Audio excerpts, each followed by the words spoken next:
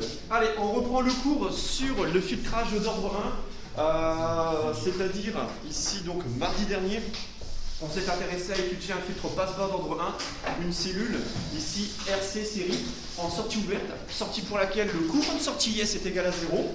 Et rappelez-vous, premier temps, on a déterminé sans calcul la nature du filtre en étudiant le comportement en haute et en basse fréquence. Donc on a rappelé l'équivalence du condensateur en basse et haute fréquence pour conclure sur le fait que le quadrupôle RC était bien un filtre passe-bas. Deuxième temps, on a établi la fonction de transfert ici, h bar de j oméga. Donc je recommençais par ça, ici. Donc rappelez-vous, h bar de j oméga, h la fonction de transfert. Fonction de transfert à valeur complexe. Bonjour, h bar de j oméga. Rappelez-vous, c'est le rapport de deux signaux complexes. Donc c'est la tension de sortie complexe, QS bar, sur la tension d'entrée complexe, QE bar. Et on a montré, grâce à une structure du diviseur de tension, que cette fonction de transfert ici complexe est de la forme 1 sur 1 plus J oméga RC. D'accord? Voilà. Alors ça, il faut savoir le retrouver. Ça se retrouve rapidement, facilement, grâce à un diviseur de tension.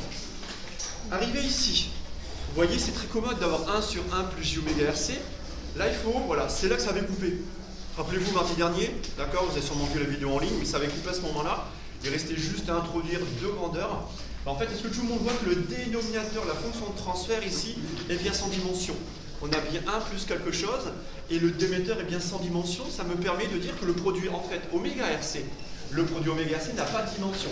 Ça va permettre de poser une pulsation, oméga 0. Donc là, arrivé ici, vous allez toujours poser deux choses. Vous allez poser oméga 0 égale 1 sur RC.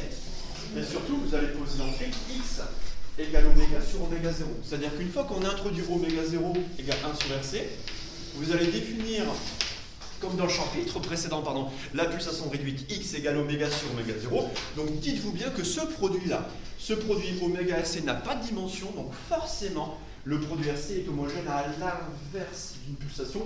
Et cette pulsation caractéristique, elle se note oméga 0.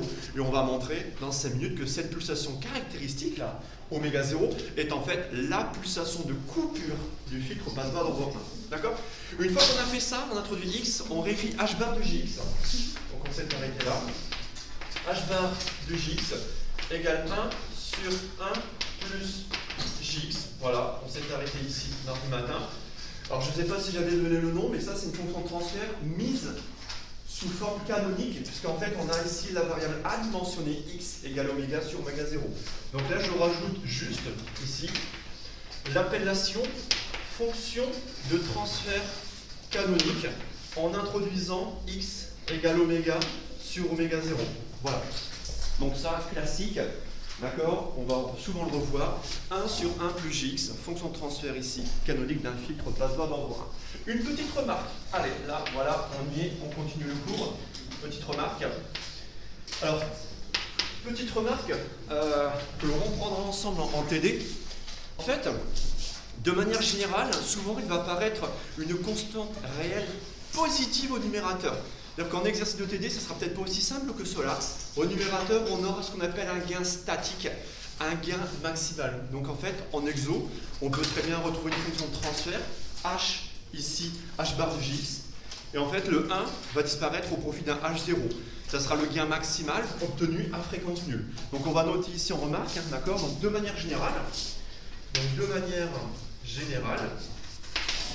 il apparaît un gain maximal.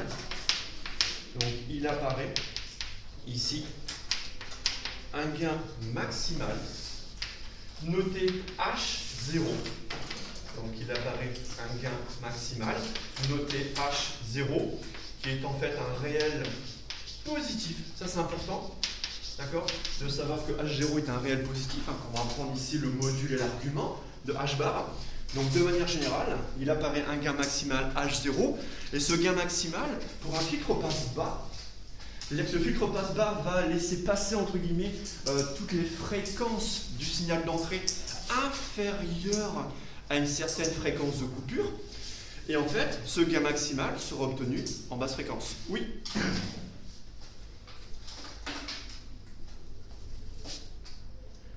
J'ai rien mis en couleur, juste encadré ça et ça. Mais après, oui, vous le voyez en blanc, enfin si, vous voyez comme quelque chose. C'est joli, c'est ça? D'accord. Parce que je crois que si je mets du rouge, ça ne sera pas forcément. Je vais essayer le rouge, hein, d'accord? Donc j'essaye. Ici, vas-y, dis-moi. Le rouge, vous voyez mieux que le jaune? Ok. Enfin, ça veut du rouge, c'est du rose. Ouais, du rouge. Du rosé, on va dire du rosé. Allez, on y va. Obtenu à fréquence nulle. Voilà, le gain maximal. Obtenu à fréquence nulle, tel que. D'accord? Donc on a un gain maximal, H0, c'est-à-dire qu'on va réécrire H bar de Jx. Et en fait, j'aurai H0 divisé par 1 plus Jx. D'accord? Alors, ça, pas de grosse difficulté majeure, c'est-à-dire qu'en fait, ici on a un gain maximal H0 obtenu à fréquence nulle, d'accord? Et ça, on va le rencontrer en TD, d'accord? Donc CF, exo ici de TD, d'accord? Voilà. Donc c'était la seule remarque que je voulais faire sur la fonction de transfert.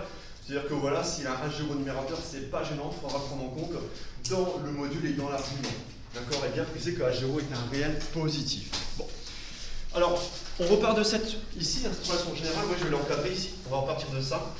Donc, une fois qu'on a une fonction transfert H bar du Jx, on va prendre module et argument, d'accord? Comme dans le chapitre précédent, les amplitudes complexes. Donc, avec, je réécris, on va reprendre H bar de Jx, c'est 1 sur 1 plus Jx. On en déduit. Bon, on en déduit deux informations. Deux informations, je vous rappelle, on en déduit le gain linéaire. Donc, première information, le gain linéaire. Le gain linéaire. Alors, ce gain linéaire, pourquoi je précise linéaire? Parce que rappelez-vous, il y a un deuxième gain, un gain en décibels, le fameux GdB, dB pour décibel. Là, le gain linéaire, d'accord, le gain linéaire, c'est simplement le module de H bar. C'est-à-dire que le gain linéaire, je mettais G, G comme gain. Une fonction en valeur réelle. Donc surtout, ne n'est pas G de Jx. Non, ça sera G de X. Le gain, c'est le module de H bar de Jx. D'accord? Donc ça, c'est le gain linéaire, c'est le module de la fonction de transfert. Allez, je vais demander à Rémi. Rémi, ici présent, je t'écoute. Donne-moi le module de H bar, ici. H bar du Jx défini par 1 sur 1 plus Jx. On y va. Et le module. Sur racine de 1 plus X. Très bien, très très bien. Sans hésiter, sans aucune hésitation, Rémi nous propose 1 sur racine de 1 plus x2. Ouais. Tout le monde a bien vu qu'au dérivateur, j'ai un complexe sous forme algébrique en a plus jb. Donc, faites racine carrée de a carré plus b carré. Très bien, merci. Donc là, je vais mettre sur racine de 1 plus x carré. Ouais. Très bien. Et je rappelle qu'un gain linéaire, c'est le module de la fonction de transfert. Il est vu comme un rapport, rappelez-vous. Un gain, c'est quoi concrètement? C'est un rapport d'amplitude réelle. Donc je rappelle la définition. Ça, c'est US sur UE. Et je note à droite, en légende, le fait que le gain, c'est un rapport d'amplitude réelle. Pardon, réelle. Voilà. Donc je rappelle ici l'interprétation du gain linéaire, G de X, en termes de rapport d'amplitude réelle. Donc une fois qu'on a pris le module de H bar, une fois qu'on a déterminé le gain linéaire, on en déduit ensuite le déphasage. C'est-à-dire qu'on va prendre l'argument de H bar. Donc le déphasage, ici, donc le déphasage. Alors déphasage entre quoi et quoi? C'est le déphasage entre deux tensions. Rappelez-vous, le quadripôle, il y a deux tensions, sortie-entrée, donc là ce sera le déphasage entre la tension de sortie et la tension d'entrée. D'accord? Donc déphasage entre les tensions de sortie et d'entrée. Entre les tensions ici de sortie et d'entrée. Alors ce déphasage, pareil, une fonction en valeur réelle, phi de x. Phi de x ici, d'accord, déphasage. Alors ce déphasage, phi de x, est défini par l'argument. D'accord, c'est l'argument ici de h bar de gx. Donc, argument de h bar de gx. Donc, je vais écrire là-bas parce que là je n'ai plus de place.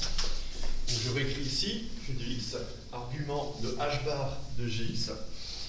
Bon. Hop, donc on a ici soit phi de x égale argument de 1 sur 1 plus jx. Bon. Oui, c'est égal à l'argument de 1 moins l'argument de 1 plus jx. Très bien. Et comme 1 c'est un réel positif, alors là son argument est nul. Donc ça fait moins argument de 1 plus jx. Très bien, tout le monde entend Jalil. Jalil nous propose ici l'argument du numérateur moins l'argument du dénominateur. L'argument du numérateur c'est l'argument de 1, réel positif, donc ça fait 0. Il va nous rester que moins l'argument du dénominateur en 1 plus jx. Donc ici, moins l'argument de 1 plus jx, hein, d'accord, parce que l'argument du numérateur est nul, c'est l'argument de 1.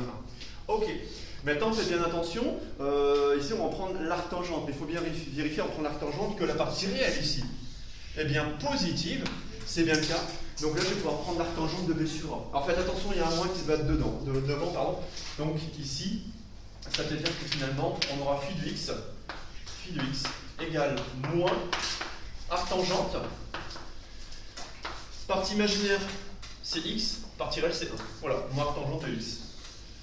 Ok, voilà, donc on a une fonction moins arctangente de x pour le déphasage entre la tension de sortie et la tension d'entrée. Je répète, on vérifie bien que la partie réelle de ce complexe A plus JB, ici, est de la forme, ici, quelqu'un qui m'appelle, oh là là, toujours. Voilà. Donc on revient ici, phi de x égale moins arctangente de x. D'accord, pour le déphasage entre la sortie et l'entrée. Bien. Alors, une fois qu'on a ces deux grandeurs, ici, ce qui est important, donc ça en fait c'est phi s, c'est phi s moins phi e, c'est le déphasage entre la tension de sortie et la tension d'entrée. D'accord? Bien.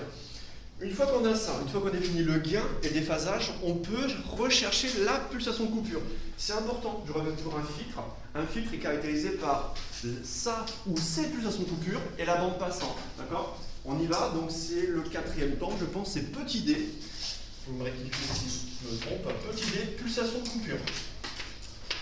Pulsation ici de coupure. Alors pareil, ça c'est une question classique, hein, qu'on vous demande souvent en colle. Déterminer là où les pulsations de coupure du filtre étudié. Donc on rappelle, alors ici c'est un filtre basse-bas d'ordre 1, en fait on aura une pulsation de coupure, et moi je sais d'avance que, bon je vous l'ai dit, c'est oméga c égale 1 sur RC, c'est oméga 0. On va peut-être rappeler que la pulsation de coupure, ici, notez oméga c, la pulsation de coupure, oméga c, est définie, voilà, est définie par la relation, je vous rappelle, le gain linéaire pris en oméga égale oméga c, c'est-à-dire que cette relation définit la puissance de coupure oméga c, et si je prends le gain linéaire G en oméga égale oméga c, ça c'est G max sur racine de 2. D'accord? Et ici, regardez, le gain il est défini par rapport à la variable x. Non pas par rapport à oméga, mais par rapport à x. C'est-à-dire que je peux également donner une définition qui est analogue, et ce relativement à la puissance réduite. C'est-à-dire que dire que G en oméga égale oméga c, c'est clairement dire que G en x égale xc. C'est-à-dire que je vais ici réécrire cette relation, non pas sur la variable oméga, mais regardez sur la variable x. G en x égale xc égale G max. Alors j'espère que vous voyez, ceux qui sont en distance là, ici, j'ai réécrit la même relation qui définit la puissance de coupure, non pas sur la variable oméga, mais sur la variable x, ici, lorsque x égale xc, donc ça sera la pulsation réduite de coupure, le gain sera égal à G max sur racine de 2. D'accord? Bon, justement il est là, on le laisse ici. Alors ici, voilà. C'est-à-dire qu'il faut bien comprendre, on cherche la pulsation de coupure, oméga c ou xc, telle que, voilà, on ait cette équation. C'est-à-dire qu'on va définir deux choses. On rappelle, ici, Monsieur, deux choses, oui. j'ai pas compris la différence entre les deux. Là et là? Ouais. Parce que là, on a oméga est égal à oméga c, mais Oui. pourtant c'est égal à la même chose. Parce qu'en fait, les deux sont reliés par une constante. Rappelle-toi, on avait noté x égale oméga sur oméga 0 en fait. Ouais. D'accord? C'est-à-dire que le gain, en fait, au lieu de le prendre sur la variable oméga, tu le prends sur la variable x. Oméga 0 est une constante. Hein. C'est une constante. La seule variable du problème, c'est la puissance de forçage du GBF.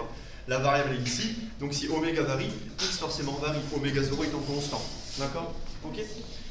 Alors ici, on va juste rappeler le gain G, ici en x égale xc.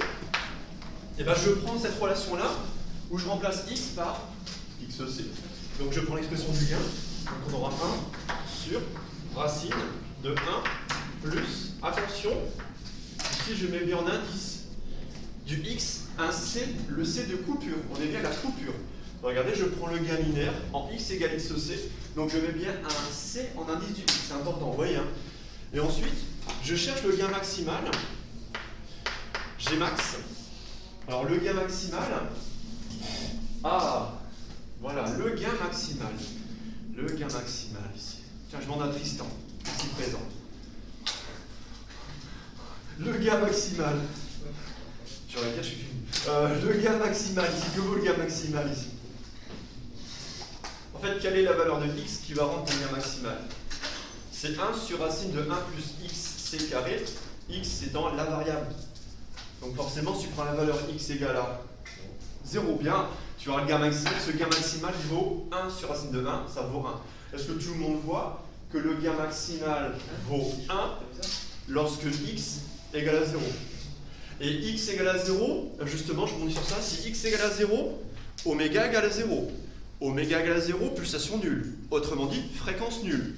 Ça, c'est fréquence nulle, ce qu'on appelle le régime continu. C'est-à-dire que lorsque la fréquence est nulle, oméga égale à 0, x égale à 0, on a fréquence nulle. Et c'est bien cohérent qu'un passe-bas. Un passe-bas possédera un gain maximal à fréquence nulle. La fréquence nulle, c'est le régime continu. D'accord? Donc on note Gmax égale à 1, obtenu à fréquence nulle. Voilà. Obtenu à fréquence nulle. Donc fréquence nulle, oméga égale à 0. On est ce qu'on appelle ici en continu. Je note ici, voilà, en régime, entre guillemets, continu. D'accord? Fréquence nulle. Voilà. Donc Gmax égale à 1, fréquence nulle. Donc c'est la valeur de x qui va ici maximiser le gain. Ce qu'on divise par 1 sur racine de 1 plus x carré. Oui. Le gain en bas à gauche, oui. En bas, c'est égal à Gmax sur racine de 2. Ouais. C'est égal à 1 sur racine de 1 plus x carré. Ouais. C'est-à-dire qu'en fait, là, j'explicite ça et ça, et après, je réécris la relation. C'est-à-dire que là, j'ai explicité le membre de gauche, je dis ce que représente le gain linéaire à la pulsation ici, réduite de coupure. Donc, j'explicite le membre de gauche, ça, c'est ça. Et Gmax vaut 1. En fait, je cherche, il faut bien comprendre, je cherche la valeur de xc. Donc la valeur de oméga c, telle que cette équation, ici, soit vérifiée. D'accord? Donc on cherche, c'est ça, on cherche.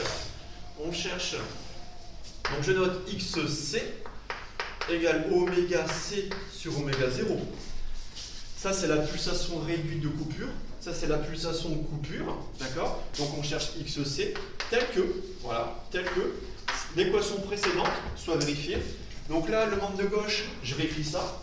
Donc on aura 1 sur racine de 1 plus xc carré. Et à droite, j'ai Gmax sur racine de 2. Mais Gmax, il vaut 1. Donc j'ai 1 sur racine de 2. D'accord? Donc là, attention de ne pas perdre de vue ce que l'on cherche. On cherche à déterminer la pulsation réduite de coupure, xc. En fait, on cherche oméga c. Donc là, on résout cette équation. Et voilà, c'est simple à résoudre. Je pense qu'il n'y a aucune ambiguïté. Enzo, je t'écoute. Comment tu résous cette équation? 1 sur racine de 1 plus xc carré égale 1 sur racine de 2. Ça fait xc carré égale, forcément, 1. Ouais, voilà, xc carré, voilà. Xc carré égale à 1. Donc après, on n'oublie pas, ici, xc égale plus ou moins 1. Sauf que, attention, xc, c'est oméga c sur oméga 0. Donc dès qu'on a ça, on précise quand même que c'est un rapport de pulsation, un rapport de deux grandeurs positives. Donc on ne garde uniquement que la valeur positive. Conclusion. Oméga c sur oméga 0 égale plus 1. Oméga c égale oméga 0. Conclusion. D'accord? Ici. C'est-à-dire, on ne garde que la solution positive oméga C égale oméga 0 égale 1 sur LC. Voilà. Et la pulsation de coupure du filtre RC. Et la pulsation de coupure du filtre, je rajoute le filtre passe-bas, du filtre passe-bas RC. Voilà. C'est bon pour tout le monde, ça pourra faire à chaque fois ici. On verra demain un filtre passe haut d'ordre, on fera exactement la même chose, les mêmes étapes de calcul. D'accord?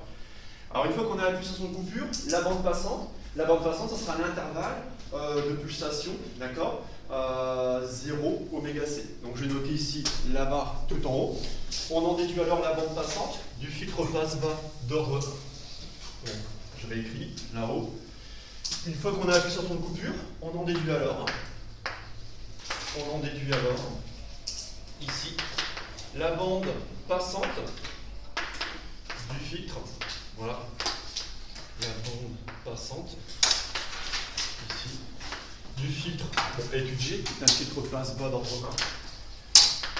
Ici, du filtre passé.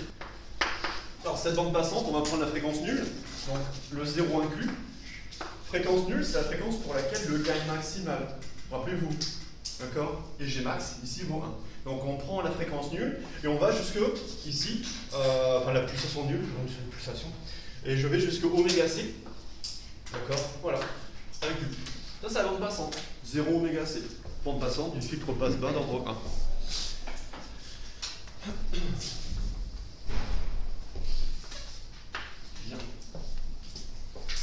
Ensuite, dernier temps qu'on peut vous demander d'étudier ou de mettre en évidence, c'est en fait on va rentrer, et ça c'est très intéressant expérimentalement, ces filtres, pour vous ça sera l'occasion, la première occasion de voir qu'un filtre réalise une opération mathématique. Ouais. Il faut bien comprendre que là, on va mettre en évidence que dans une certaine gamme de fréquences, notamment pour nous ici en haute fréquence, le filtre RC va se comporter comme un intégrateur. Alors ça tombe bien, d'accord? Les calculs de primitives d'animal font ça actuellement en cours de maths. Et bien on a un composant. C'est concret. Un composant, ouais, je ne dis pas qu'il va intégrer toutes vos équations en maths, non, c'est un composant ici qui va vous donner une primitive du signal d'entrée. Et ça c'est fort comme, c'est-à-dire qu'en associant deux dipôles très simples, R et C, ces deux dipôles, moyennant une condition sur la fréquence, seront capables de donner une primitive du signal d'entrée. Alors ça c'est une question de cours où on peut vous demander de mettre en évidence ce caractère pseudo-intégrateur du filtre passe-bas. Donc c'est petit e, on y va, caractère pseudo-intégrateur, ici. Alors pourquoi pseudo? Parce qu'il n'intègre pas tout le temps. Il y a une condition sur la fréquence, il est pseudo-intégrateur, et je note en haute fréquence. En haute fréquence. D'accord? Bon. Alors ça, c'est une question de cours, enfin une partie de cours, hein. D'accord, c'est une question de cours globale sur les filtres passe-bas. Celle-ci, vous l'avez souvent. D'accord? Donc mettre en évidence ce caractère pseudo-intégrateur. En haute fréquence. Bon, on part de là. En haute fréquence, qu'est-ce qui se passe? En haute fréquence, on a ici mis en évidence une pulsation caractéristique, la pulsation de coupure du fil. C'est-à-dire qu'en haute fréquence, vous allez donc imposer une pulsation oméga, qui sera très grande. On est en haute fréquence, mais il sera très grande devant quoi?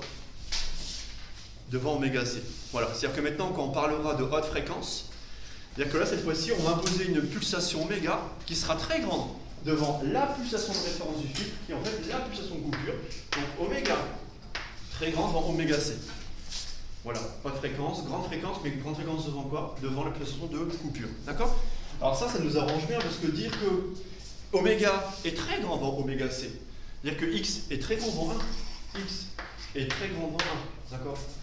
Et ça, une fois qu'on a ça, une fois qu'on a x qui est très grand devant 1, on peut donner l'équivalent haute fréquence de h bar. C'est-à-dire que là, on place le contexte. On se place en haute fréquence. Une fois que vous avez fait ça, vous allez donner l'équivalent haute fréquence de h bar. D'accord? Donc, on en déduit l'équivalent de la fonction de transfert en haute fréquence. Alors l'équivalence, c'est de l'approximation. On va approximer ici la fonction de transfert h bar en haute fréquence. Donc de la fonction de transfert ici en haute fréquence. Alors ça, rien de neuf pour vous. Ça, on a fait ça dans le chapitre précédent. Étude en basse fréquence sur la fréquence. Rappelez-vous, on ne garde que le terme prédominant au dénominateur. On va faire la même chose. On fait la même chose que dans le chapitre précédent. On se place en haute fréquence, ici. Donc une pulsation méga très grande devant une pulsation de coupure. Et je vais garder dans la fonction de transfert uniquement le terme prédominant au dénominateur. C'est-à-dire que là, je vais réécrire h bar de Gx, ici, environ égal, d'accord, en haute fréquence, environ égal à quoi? Alors c'est vrai que je n'ai pas réécrite ici. Je vais écrire en bas h bar de Gx, j'en ai besoin. Elle est formellement égale à 1 sur 1 plus Gx. Ça va pour tout le monde, ça a mis sous forme canonique. H bar de Gx, c'est 1 sur 1 plus Gx. Maintenant, en haute fréquence, X est très grand devant 1. Alors 1, il est tout seul au numérateur. 1, il est tout seul. Il prédomine à lui tout seul. Par contre, au dénominateur, j'ai deux termes au dénominateur. J'ai deux termes, j'ai 1 plus Gx. Forcément, vous allez regarder le terme qui prédomine au dénominateur. Valentin, quel est le terme qui prédomine au dénominateur? Gx, hein, d'accord? Mais pas le J. En fait, là, vous comparez directement partie réelle, partie imaginaire du dénominateur. Ici, x est très grand devant 1. Forcément, vous gardez que le terme en Gx. Donc, on garde uniquement ce terme en Gx. Très bien. Donc, c'est 1 sur Gx. Ouais. Mais ça, c'est quoi, ça? Jx. X, je rappelle que x est la pulsation réduite. C'est oméga sur oméga 0. D'accord? Donc, je rappelle ceci. Je rappelle le fait que x, c'est oméga sur oméga 0. Ok. Maintenant, ce que je peux dire également, alors vous voyez, ça c'est, vous voyez, se profile un peu quelque chose, j'ai 1 sur j oméga, pardon, fois oméga 0. D'accord? Maintenant, je rappelle, ici, la base. Ben, je rappelle que finalement, par définition, la fonction de transfert, h bar de Vx, ben, c'est le rapport de deux signaux complexes. Et je parle bien de deux signaux complexes. Le rapport du signal complexe de sortie, US bar, sur le signal complexe d'entrée, U bar. Bien. C'est-à-dire qu'une fois qu'on a ça, regardez, je peux dire, qu'est-ce que je peux dire? Ben, je peux dire que US bar, d'accord, ce que je reformule, US bar de T, c'est H bar de J, introduit en croix, fois le signal d'entrée. D'accord? Voilà. Donc ça, je peux encadrer. Bon. Je peux numéroter équation 1, équation 2. Et ce que je vais faire, vous voyez, donc là, je redéfinis H bar de Gx et j'exprime le signal de sortie. Et que le signal de sortie, c'est H bar fois UE bar. Maintenant, je vais réécrire l'équation 2 compte tenu de 1. Donc, on réécrit l'équation 2 compte tenu de l'approximation de H bar. Donc, on réécrit 2 compte tenu de l'équation 1. C'est-à-dire que là, j'ai une approximation de H bar en haute fréquence. C'est-à-dire que là, j'aurai une approximation de US bar en haute fréquence. Donc, attention, l'équation 2, j'ai réécrit en haute fréquence, donc j'aurai US bar de T sera environ égal. Ouais. Donc, environ égal, on se place dans le cadre des hautes fréquences. On va approximer H bar par 1 sur J oméga fois oméga 0. Donc là, je précise, attention, le fait qu'on soit en haute fréquence. Je remplace H bar par ça. Ici, donc j'aurai oméga 0, je mets dans ce sens-là, fois 1 sur J oméga, et j'oublie pas UE bar. Ok? Ah bah là, tout y est. Tout y est, mais là, vous ne le voyez pas, parce que vous n'avez pas l'habitude de cette représentation complexe. Parce que ça, en fait, on a 1 sur J oméga. Et rappelez-vous, diviser un signal complexe par J oméga. Oui, Louis? Très bien. Est-ce que tout le monde voit? Ça, c'est très important, j'encadre. Très important, j'encadre. Est-ce que tout le monde voit que ça, c'est la représentation complexe? Champ complexe, hein.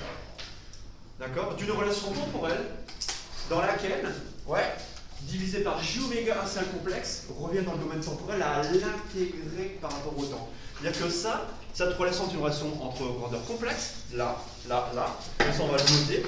Ça, c'est la représentation complexe. Ici, représentation complexe. Ici, de la relation que je vais écrire évidemment en haut à gauche, une place. Donc là, je passe là-haut. D'accord? Donc on va réécrire cette relation dans le domaine temporel. Donc qu'est-ce que je vais faire? Je vais basculer en notation réelle. J'enlève toutes les barres. US bar devient US. UE bar devient UE. Oméga 0, c'est constant. Par contre, 1 sur J oméga, ça va nous donner une primitive du signal d'entrée. Et voilà, terminé. C'est-à-dire que là, on aura US de T. Vous voyez, je ne mets pas de barre. Je repasse en notation réelle. Vous voyez, la relation ici temporelle. D'accord? De la relation, je peux écrire temporelle avec des fonctions à valeur réelle. La relation temporelle ici, US de T. Environ, pardon. J'ai oublié environ égal. En haute fréquence, donc lorsque oméga est très grand dans oméga C, ça sera oméga 0 fois l'intégrale de UE de T dt. Voilà. Qu'est-ce que ça veut dire? C'est-à-dire qu'en haute fréquence, et seulement en haute fréquence, la tension de sortie, elle est à une constante multiplicative près, une primitive du signal d'entrée. Ça, c'est très important. En haute fréquence,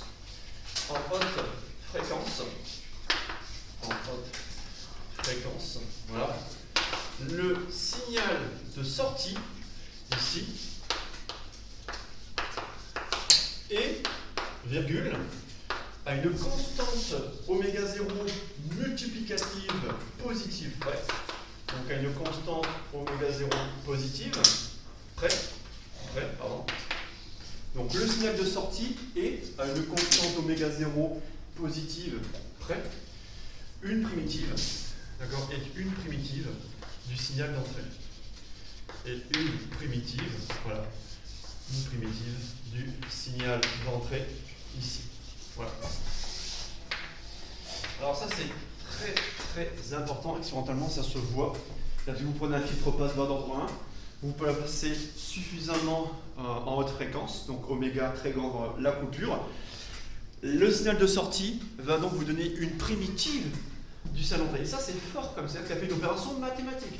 On a un filtre qui réalise une opération mathématique, il intègre votre signal d'entrée. Alors concrètement, ça veut dire quoi? On va prendre le fameux signal créneau. Vous avez l'habitude de GBF, un signal créneau de valeur moyenne nulle, le rapport cyclique et l'amplitude. Donc voilà, je veux dire qu'en entrée, oui, je vais imposer un signal d'entrée créneau qui est un signal périodique. Donc ça, c'est l'entrée.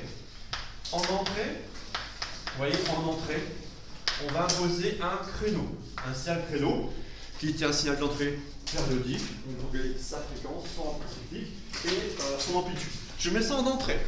Mais attention, je veux en entrée de quoi? Je mets en entrée d'un filtre RC et je me place, attention, en haute fréquence. Donc ça, je l'injecte à l'entrée d'un filtre RC, mais attention, ça, cette condition ici d'intégration ne marchera qu'en haute fréquence. Donc je note en rouge en dessous. Cette opération mathématique est uniquement valable en haute fréquence lorsque oméga, ici, est très grand devant la puissance de coupure. Et là, justement, Victor Pascal, ici présent. Oui. Si tu injectes ça à l'entrée d'un filtre RC, et je te dis que voilà, si j'ai en haute fréquence, le filtre RC va donner une primitive de signal d'entrée. Qu'est-ce que tu auras en sortie? Alors ça, il faut voir ça comme une fonction constante, ici par intervalle, hein. État haut, état bas. Donc là, c'est du, par exemple, plus 5, moins 5, plus 5, moins 5, plus 5, moins 5. Une valeur constante, par palier. Ça veut dire quoi? C'est constant. Quand tu intègres une constante par rapport au temps. Quand tu intègres une constante par rapport au temps, tu vas avoir... Qu'est-ce que tu vas avoir? Un état haut va correspondre à une fonction linéaire de pente positive. Un état bas, par exemple d'amplitude moins 5 volts, vous intégrez par rapport au temps. Alors 5 volts, ça va donner 5t. Moins 5 volts, moins 5t. Donc une droite de pente négative. Et on continue. Voilà, une fonction triangulaire. Quand vous intégrez une constante par rapport au temps, 5, Je donne 5t à une constante additive près, attention, d'accord? Donc là, à la sortie, vous obtenez un triangle. Ici, une sortie triangulaire. Et ça se verra très bien en TP. D'accord? C'est justement le caractère pseudo-intégrateur du filtre RC en haute fréquence. Bon. Maintenant, on a toutes les informations pour enfin tracer les diagrammes de Bode du filtre RC. Donc, dernier temps, petit F, tracer des diagrammes de Bode du filtre RC. Donc, tracer des diagrammes de Bode du filtre RC. Donc, c'est toujours ici la question, vous ne pouvez pas y échapper, tracer les diagrammes de Bode. Et on va commencer par tracer le diagramme de Bode en gain en décibels. Rappelez-vous, on trace le gain en décibels et le déphasage.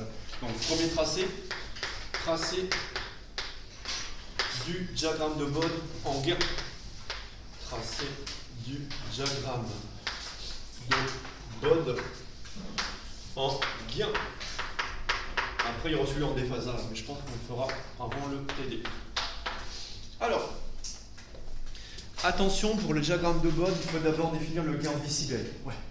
Quand on trace des diagrammes de Bode en gain, il faut non pas passer par le gain linéaire, mais d'abord définir. Il faut d'abord définir le gain en décibels. Donc je note, avant de tracer quoi que ce soit, on définit d'abord le gain en décibels. On définit d'abord, donc là, non pas le gain linéaire, mais le gain en décibels, à savoir GdB. Rappelez-vous le G, indice D minuscule, B majuscule, qui dépend de X.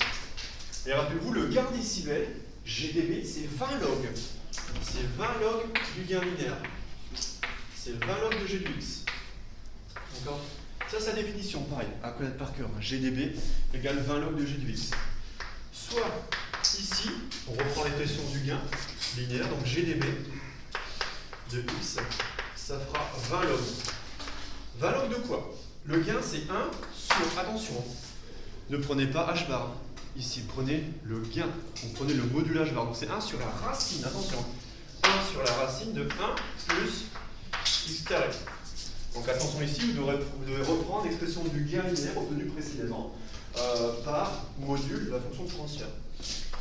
Donc là, pareil, 20 log de a sur b, log de a sur b, log de a moins log de b. C'est-à-dire que là, j'aurai 20 log de 1, 0, moins 20 log de la racine. Je peux marquer directement moins 20 log de la racine, 20 log de la racine de 1 plus x carré. D'accord? Et là, vous avez ici du log de a puissance n. Log de a puissance n, je vais sortir la racine carrée. D'accord? Donc j'aurai un facteur 1,5 devant le 20.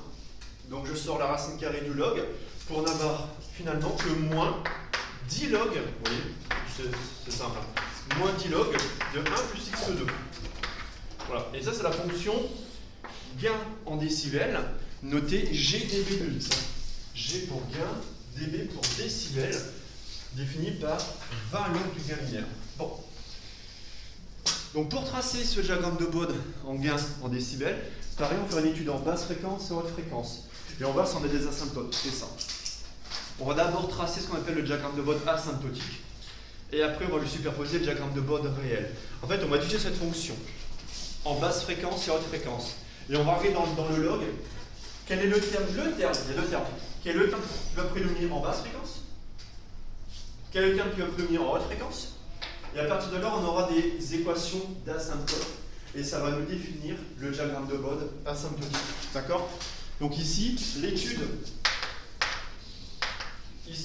du comportement de GdB de x, l'étude du comportement de, j'ai peut-être écrit un peu trop, GdB de x en basse fréquence et haute fréquence va permettre de tracer ici le diagramme de Bode asymptotique. Donc, basse fréquence et haute fréquence permet de tracer le diagramme de Bode asymptotique. Le diagramme de Bode asymptotique, c'est-à-dire qu'on va tracer des asymptotes. D'ailleurs, c'est pas compliqué non plus. Hein. On va tracer des asymptotes. Asymptotiques. En effet, en basse fréquence, on recommence. Basse fréquence. Vous imposez une pulsation oméga au GBR qui est négligeable devant oméga C, devant la pulsation de coupure qui vaut 1 sur RC. Donc je répète, en basse fréquence, vous imposez oméga négligeable devant oméga C, qui est la pulsation de référence. Dire que oméga négligeable devant oméga C signifie que X négligeable devant 1. Dans ce cas, on va donner pareil une approximation du gain, attention, en décibels. Dans ce cas, GdB de X, lorsque X est négligeable devant 1, bah je regarde, j'ai moins 10 log de 1 plus X2. Si X est négligeable devant 1, X carré est d'autant plus, il va me rester le 1. C'est-à-dire que dans la parenthèse, dans le log, je garde le terme prédominant en basse fréquence, il va me rester moins 10 log de 1. Et ça tombe bien, moins 10 log de 1, ça vous donne 0. Conclusion, la droite d'équation, GdB égale à 0, est asymptote en basse fréquence.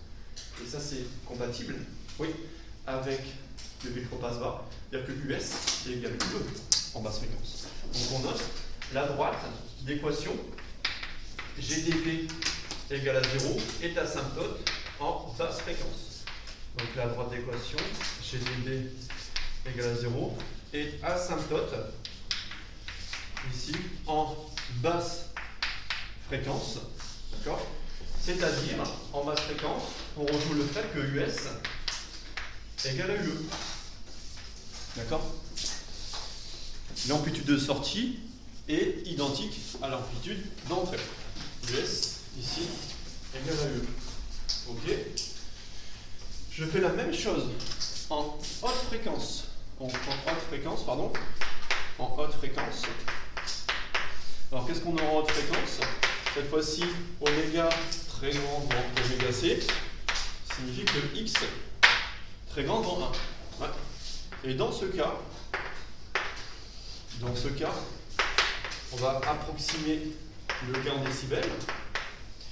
Donc dans ce cas, pareil, dans la parenthèse, je gardais le terme prédominant. Lorsque X est très grand devant 1, bah là vous gardez le terme en X carré. Vous gardez le terme excès, donc environ égal à moins 10 log de X carré. Je sors ici le carré de X, ça me donne moins 20 log de X. Moins 20 log de X.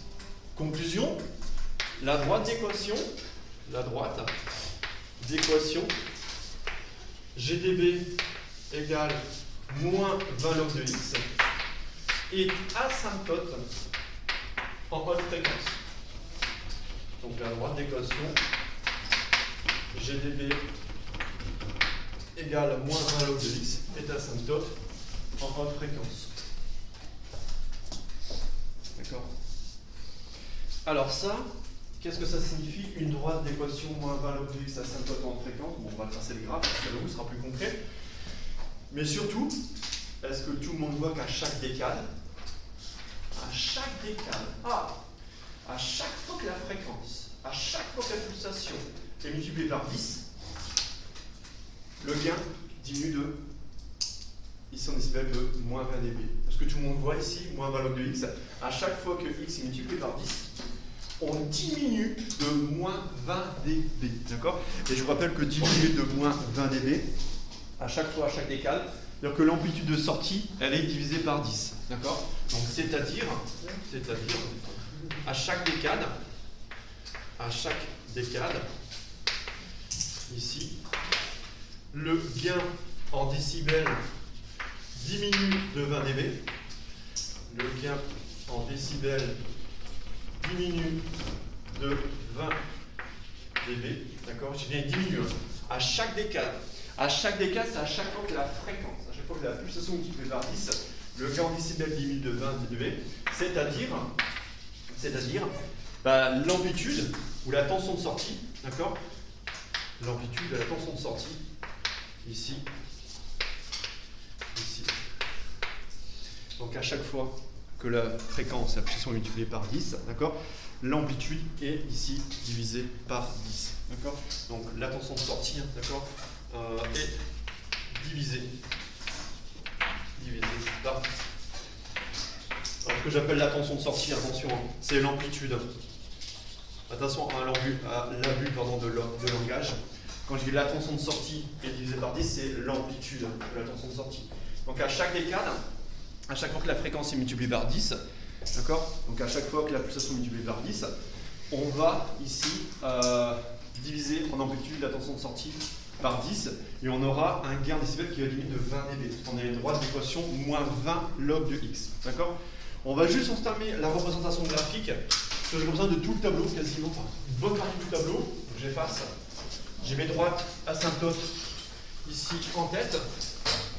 On peut redémarrer sur ça cet après-midi. Ici.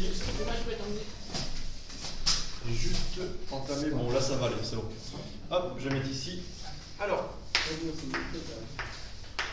voilà. On va tracer GDB comme ceci. Et on va mettre un axe horizontal relativement grand. Voilà. Où là j'aurai log de x. Et ça c'est log, je rappelle, de oméga sur oméga 0. Donc juste graduer les axes. D'accord? Donc je trace GDB. Donc GDB je l'ai défini, hein, directement tout en rond ici. Moins 10 log de 1 plus x carré. Donc ça c'est du moins 10 log de 1 plus x carré. Donc cette légende, si vous la remontez, remontez là, vous voyez, là. Si vous pouvez remonter, ne pas mettre trop proche de l'axe abscisse. Donc ça, ce que j'écris, c'est de le remonter sur votre graphe. Moi, j'ai pas assez de place au tableau, mais vous que ce soit comme assez clair. Pourquoi? Je vais numéroter l'axe abscisse de 1, parce que moi je mets 1 ici, attention, vous voyez, je mets 1, 2, 3. D'accord? Pareil, symétriquement, j'aurai moins 1, moins 2, moins 3. Donc faites attention ici. D'accord? Je gradue mon axe de 1 en 1. D'accord? En échelle log de x. Alors, qu'est-ce que ça signifie en échelle log de x? C'est-à-dire que là, log de x vaut 0, log de x vaut 1, log de x vaut 2, log de x vaut 3. Log de x vaut moins 1, log de x vaut moins 2, log de x vaut moins 3. Qu'est-ce que ça signifie concrètement? Je vais faire une double lecture. Je vais mettre en jaune, en dessous, en jaune, les valeurs de oméga correspondent. C'est-à-dire la correspondance entre cette échelle blanche en log de x et la correspondance en oméga. Je mets en jaune la correspondance en oméga. Je vais mettre cette échelle, cette double lecture de l'abscisse, je la mets ici en jaune. C'est-à-dire que lorsque log de x égale à 0, pour avoir log de x égale à 0, ici, pour avoir ça égale à 0, il faut forcément que oméga soit égal à oméga 0. Log de 1, ça fait 0. C'est-à-dire que là, ici, c'est-à-dire qu'en ce point-là, j'ai oméga égale oméga 0. Pour avoir log de x égale à 1, pour avoir log de x égale à 1, log du rapport égale à 1. Par contre, ce rapport soit égal à 10. Donc oméga égale 10 oméga 0. Ah tiens, c'est quoi ça? Ça c'est une décade. Ouais. Avoir log de x égale à 2. Donc avoir ce log égale à 2, il faut avoir log de 10 puissance 2. Donc un rapport, non pas 10, mais un rapport 100. Donc vous avez compris, là j'ai 100, et là j'aurai 10 puissance 3 oméga 0. Donc là en jaune, je gradue l'axe abscisse en oméga. En blanc, je gradue en log de x. Et symétriquement, lorsque log de x égale moins 1, j'aurais plus un facteur 10. J'aurais un facteur combien? 1 dixième, tout à fait, 1 dixième. Donc là, j'aurais oméga 0 sur 10. Pour avoir log de x égale moins 2, ben, il faut que le log de 10 moins 2, log de 10 moins 2, ça fait moins 2. Donc j'aurai un rapport, non pas 1 dixième, mais un rapport 1 centième. Donc là, je suis une décade en dessous, une décade encore en dessous, et là, je suis encore une décade. Voilà. Ok. Voilà, on reprend ça en début d'après-midi avant le TD, on trace ce graphe-là, diagramme de phase, on a pour 10 minutes. Voilà, à tout à l'heure.